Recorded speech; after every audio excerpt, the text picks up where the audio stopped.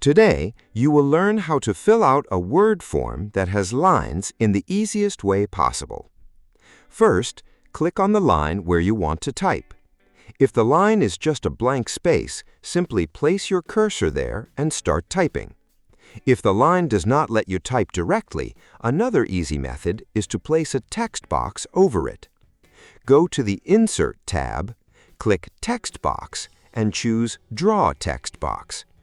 Draw the text box just above the line where you want to enter your text. You'll notice the text box has a border and a white background.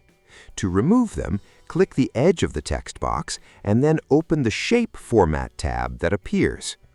In the Shape Styles section, click Shape Fill and select No Fill to remove the white background. Next, click Shape Outline and choose No Outline to remove the border. Keep filling each line one by one until the form is complete. If this video helped you, please like and subscribe.